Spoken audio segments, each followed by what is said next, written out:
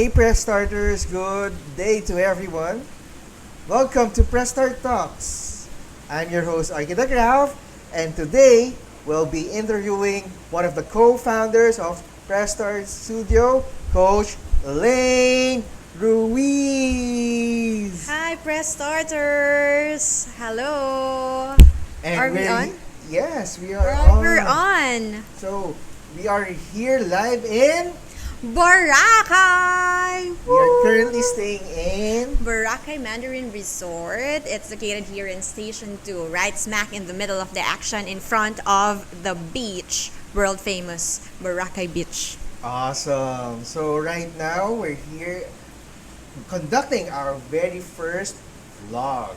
And what better way to start it with the co-founder herself, Coach Elaine. So Coach Elaine, tell us about PressStart. What is PressStart? Okay, Press Start, number one is my book. All Yeah, right. Press Start, it's a personal development book, play guide for life game changers. So I wrote it, I think, around 2019. And that's when I get to discover what Press Start is all about. So it's a mindset, it's getting things done. And if you want to do something that you've been putting off for some other day, you've got to, say with me, Press Start. Yes. That's awesome, Coach Elaine. That's awesome. So, what does really PressStart do? Okay, so aside from being a book and aside from being a mindset, Press Start is also our baby, our first baby, and it's our business wherein we help people with whatever goals that they have, may it be architecture and design, and in my case, training. So we help them out through our consultancy services. Awesome. So, the term PressStart, isn't that affiliated with video games or what? So can you elaborate on that one, please? Okay, so whenever you turn on a computer, let's say, what's the first thing that you do? Okay, you click something, you press something. Similar to playing games, right? When you want to get started, okay, you simply press the button. So when I was thinking about life in general, okay, it's fun to think that like in the games, there's a button that we can press and everything will fall into place. However, that's not the case, right? But there could be imaginary buttons, okay, that we can press if we want to get started. So there's a meaning behind the letters of Press Start. Okay, so first one, letter S. Okay, It's all S. about your self-motivation. Self-motivation. Okay, that's one of the most difficult things to So press, that's right? S, alright? Yeah, when you get out of bed, okay, you press yourself first. Okay, and then just like in the game, you need time. Okay, we're pressed for time. Letter Okay, T. so we need to maximize it. Okay, and in order to do what we want to do, we need to make time for them. So that's the next step. Press time. Well, letter A. Letter A is all about advancement. Just like in the games, right?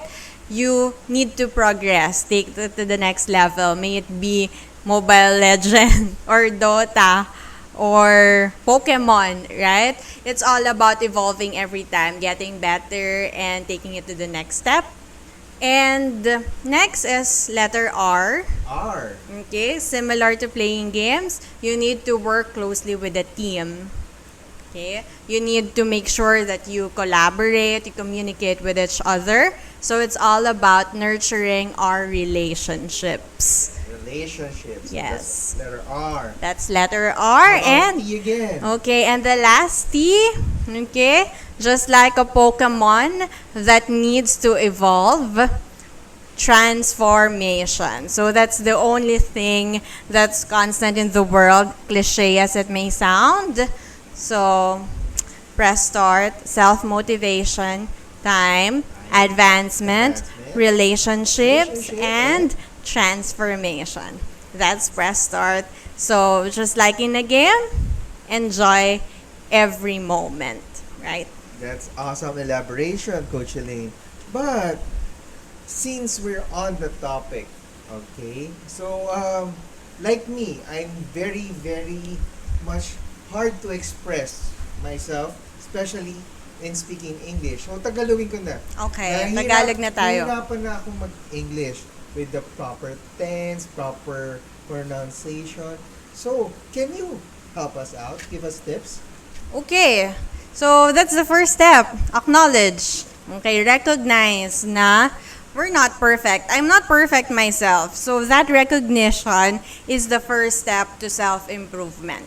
So, once we know that we have difficulties, for example, it's pronunciation, or let's say it's grammar, so we can address them.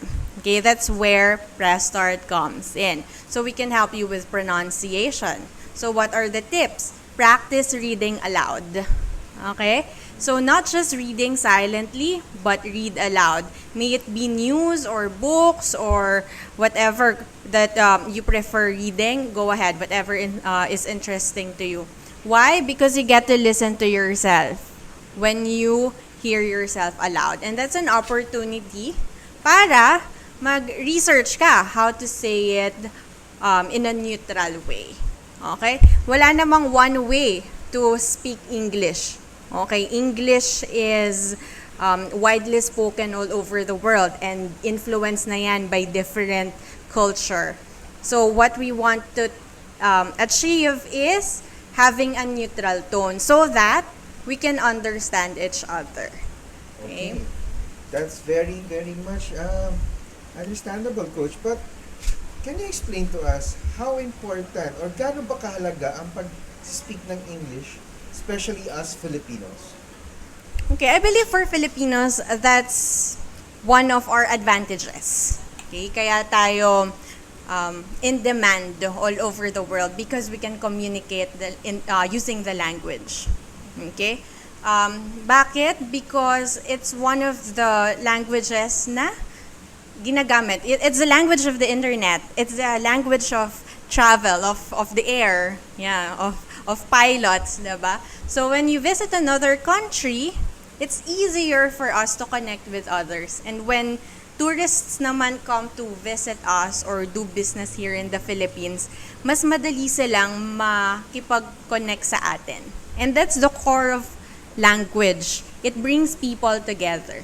Okay, so getting to improve our English communication skills, open our world, okay, open ourselves to different opportunities to better ourselves, our career, our profession, our business, and ultimately, our life.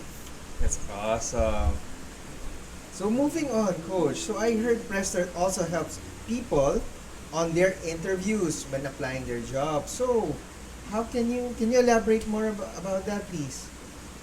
Okay, so in the core of PressStart, it's all about helping people. Okay? So we want to help them in achieving their goals, their dreams, their aspirations, whatever that look like. Okay, iba-iba naman tayo ng version of success. Iba-iba tayo ng goals, iba-iba tayo ng pangarap. May iba, they want to have a dream house, a dream home. So we want to make that happen with you. Okay, yung iba gusto nila maging confident because they want to land their dream job. So that's where we come in. Okay, we can help you improve your communication skills so you can do better in your interviews. Or you want to get promoted.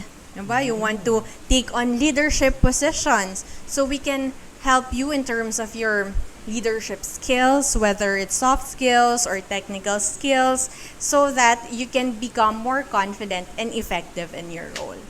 That's awesome, Coach Elaine. So ibig sabihin, when you apply for a job, you really have to press start on communication. Definitely, because whether it's online or offline, yung interviews natin would need your ability to express yourself. Ayan, from the moment your interviewer asks you, tell me something about yourself, you need to be able to, in a way, sell yourself. Showcase who you are, what you can do, what your skill sets are, and what you can contribute to the company. Pero coach, paano kung matanda na ako? Talagang hindi naman ako sanay mag-English. How can you help me with that? Mm-hmm. Age is just a number. At the end of the day, it's your willingness to learn.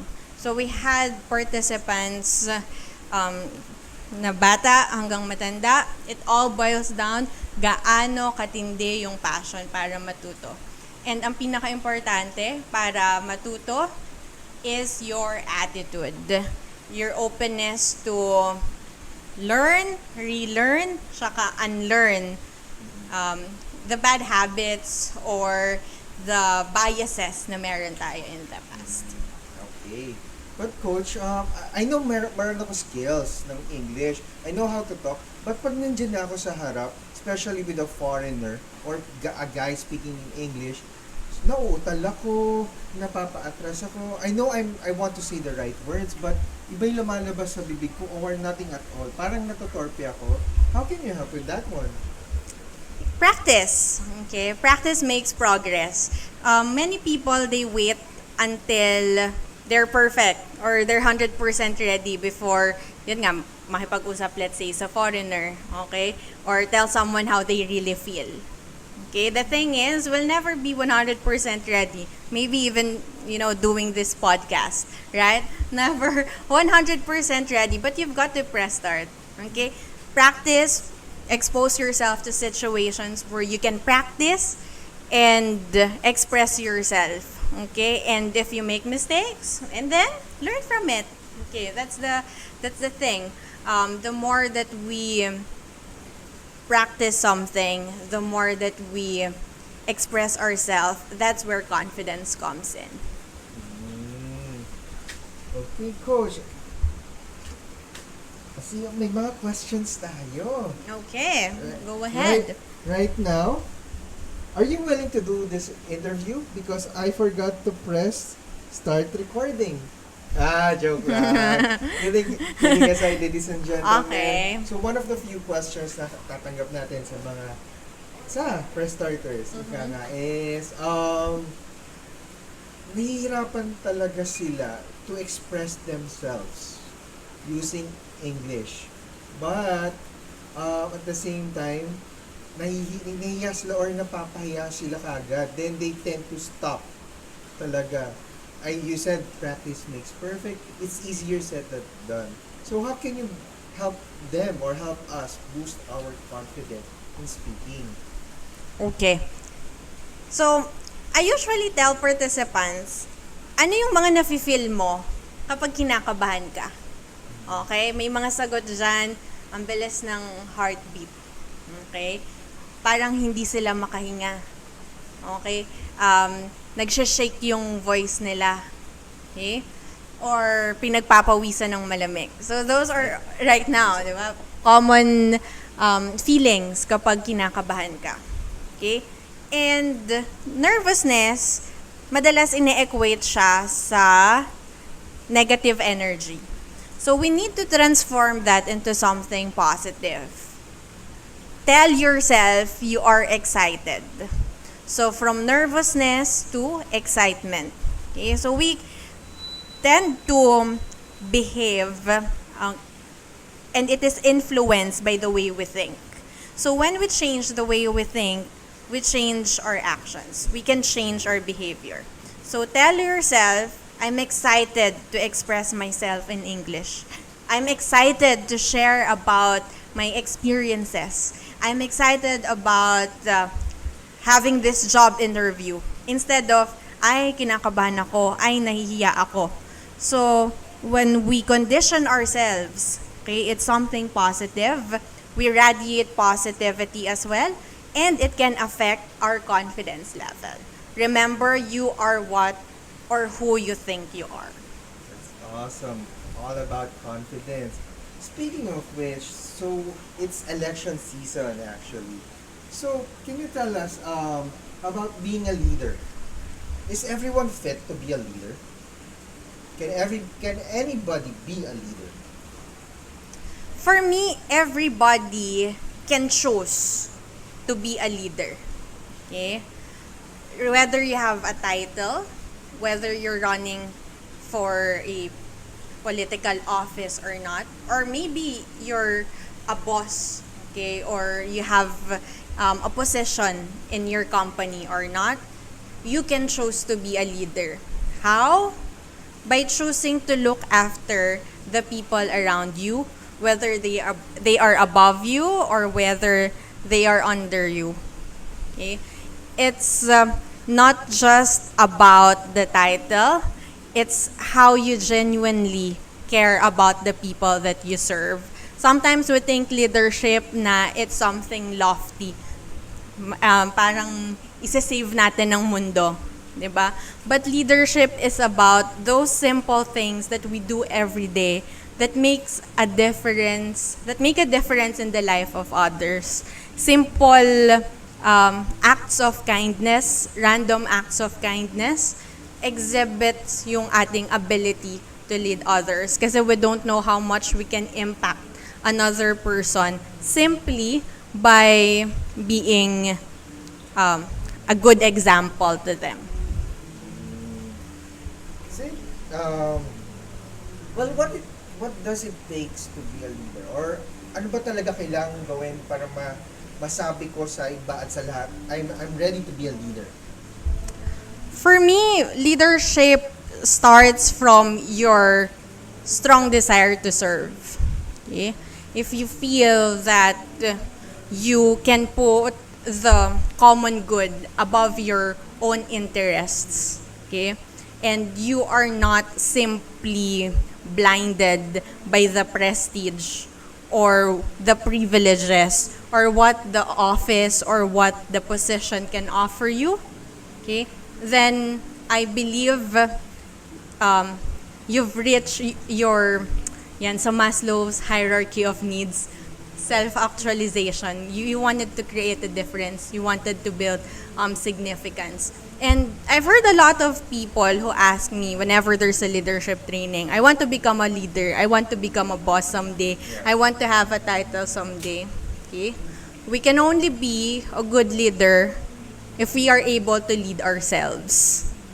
Okay?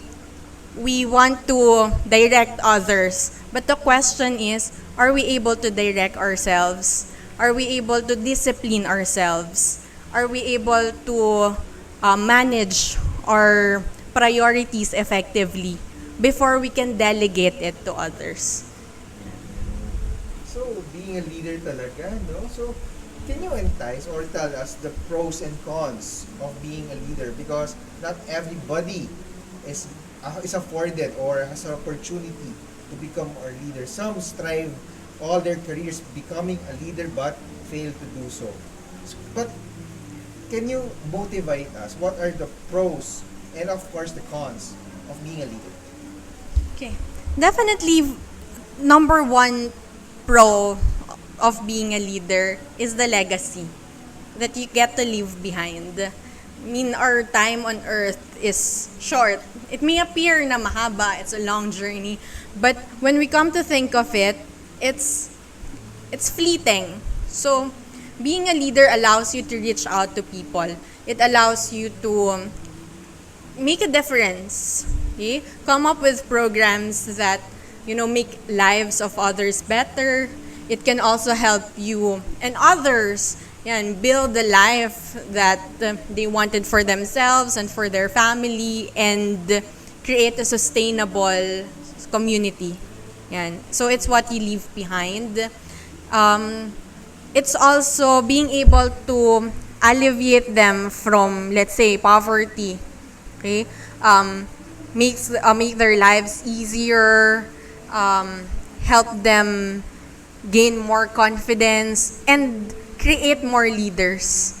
Diba? Not just followers, but you get to inspire other people to unleash their potential as well. So I think that's a big advantage, okay? When you're able to influence a lot of people, if you're able to lead a lot of them, you're able to create more people who can empower others as well. Wow, very inspiring, Coach Elaine. So it makes me feel like I want to be a leader, not because of just the popularity or anything, but to help out.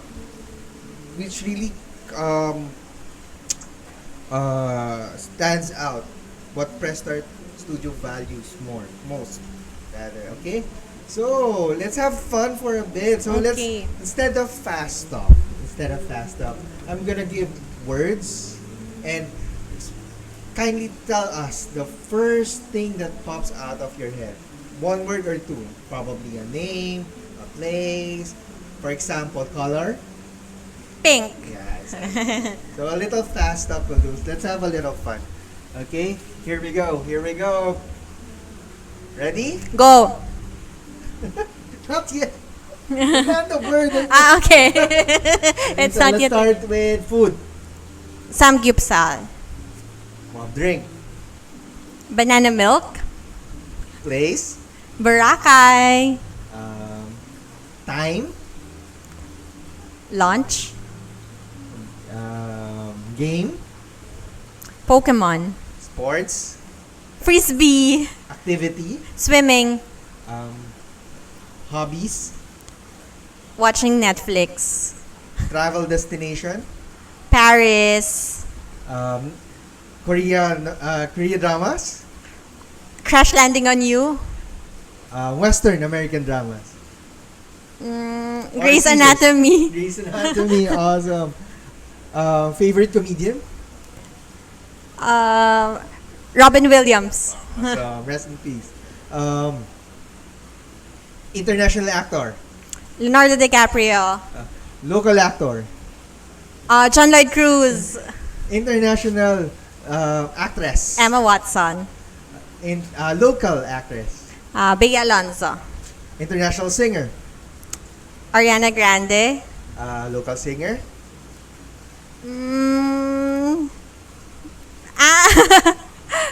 Ben and Bennett. Wow, Ben and Ben. First thing on Awesome. mind. And lastly, night and day. Night or day? Night. Awesome. So thank you so much for this for your time, for your wonderful time, your insights. Coach Elaine, any last message to our press starters out there?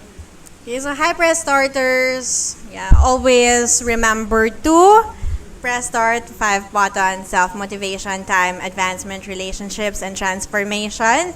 And above all else, yeah, have faith in God, because no matter what your dreams are, if it's for you, He'll make a way, only if you make a way also. Yeah, that's it. And thank you. You have something to promote. A movie, a webinar. Yeah, please watch my movie, The Beach Boss. It's coming soon on Netflix. Awesome. Thank you. You said you have something to promote. So, please do watch out for our upcoming webinars. So we're running new and improved sessions in the coming months. Of course, our 1-month English proficiency training, it's still open for registrations. And we are running exclusive group sessions for companies or schools. So if you're looking for soft skills like communication skills, leadership, personal development, stress management, and similar programs, please do not hesitate to contact us. And if you'd like technical skills like MS Office, Excel, Word, PowerPoint, Photoshop, video editing, you've got the guy here. So we'll be happy to help your team and your company move to the next level. Remember, at PressStart, your future begins. Thank you so much, Coach Elaine, on behalf of the Press Start crew, all the staff, all the Press Starters who supports us. Thank you so much. Good night, good evening, good day, and remember, in Press Start, your future begins. Galing mo naman sumagot. Wala, hindi